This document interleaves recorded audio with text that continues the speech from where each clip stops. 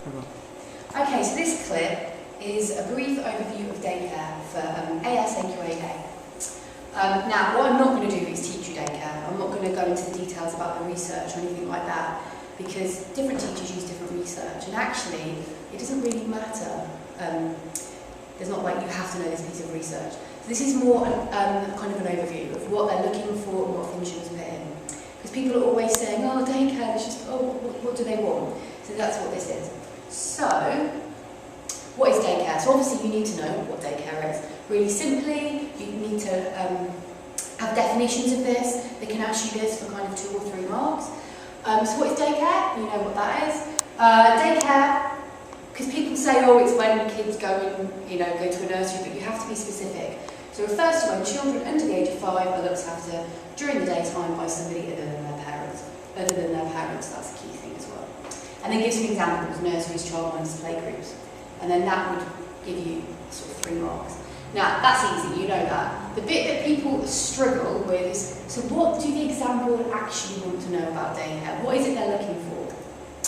And this is the bit that people are like, oh, and the bit actually is really simple. So basically, they want to know, does daycare help a child to make more friendships or less friendships, and does it make them more aggressive? That's really it, if you get an essay on this. Now,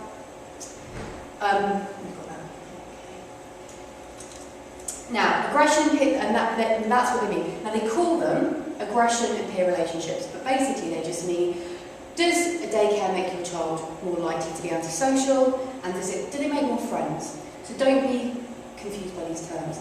Now, both of those are aspects of a child's social development, which I've got a definition here. The growth of a child's abilities to interact with others and behave in a pro-social manner. So I think what confuses some people is they see social development and then they panic. But just remember that really this is what they're after, but both of these terms are a child's social development, because it is. If they're making more friends, it's a social development. If they're being antisocial, then that again is part of their social development. So just bear that in mind, that they're the same thing. So just very briefly, some exam tips is that if the exam question asks you research into social development, you can mention peer relationships and aggression, remember, because they are both part of social development. However, this is the bit that some people forget, I think, is that you could also just be asked about aggression separately, or you could be asked just about peer relationships. So you need to know them well enough to know them separately. So almost think about it as, right, I need to know peer relationships and I need to know aggression. And just have in the back of your head that they both are aspects of social development. That's the way you should think about it. So how are you going to know if daycare makes a child aggressive or not? So, how are you going to know? Of course, research. And that's where your research comes in, because how else are we going to know? So, you must include research. Now, I said I wasn't going to mention research. I'll just give 2 really quick examples, because you'll probably have heard of these. They're big studies, and that means I can use them later. So, for instance, the kind of research you might have looked at is the EPPE project, the big UK study with thousands of children in, looking at children at various different daycares. You might also, with your teachers, have done the NICHD, which is a US study, looking at the development of children, but there's loads of other studies. So if you haven't done these 2, don't worry, it's fine. So you're going to be looking at research, and that's what they want to know. So as I said, teachers all use different research and studies, so it's optional. The key is to make sure that the research you've got actually gives you a balanced argument and supports your answer. And that's that. So really, you just need to know, right, have I got any evidence to show me that daycare makes children more aggressive? Here we go, it's a piece of research, that's it.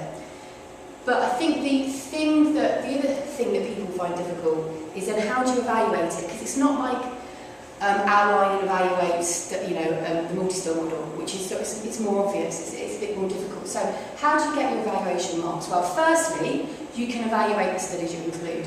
So, for instance, the EPPE project. Yeah, it was a really sound research method.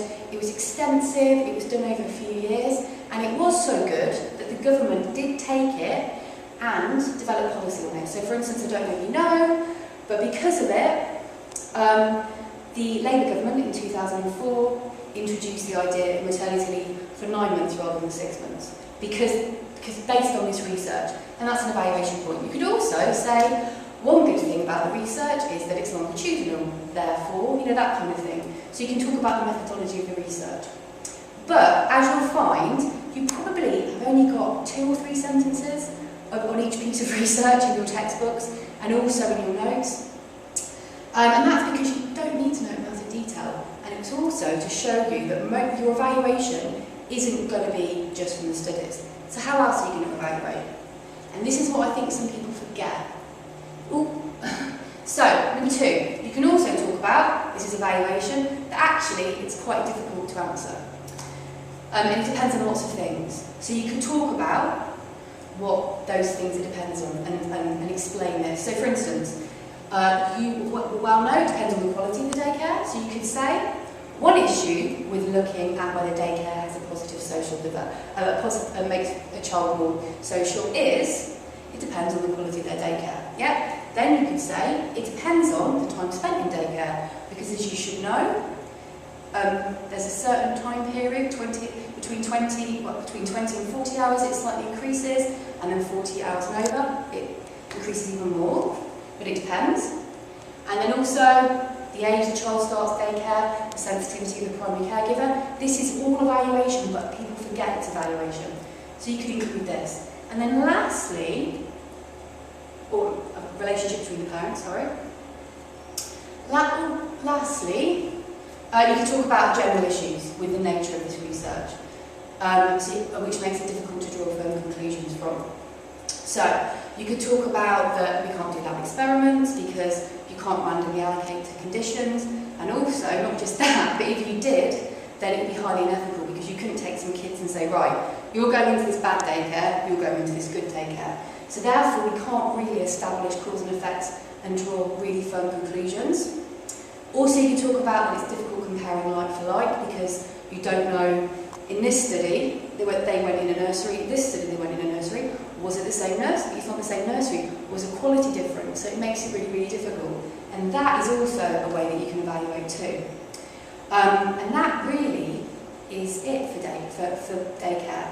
So I think the thing to remember is peer relationships and aggression. Don't be scared by that. Do kids make more friends? Are they more aggressive, or are they less aggressive, or antisocial? And both of those are social development, and then that's it. Really simply, that's how you'd answer a daycare question.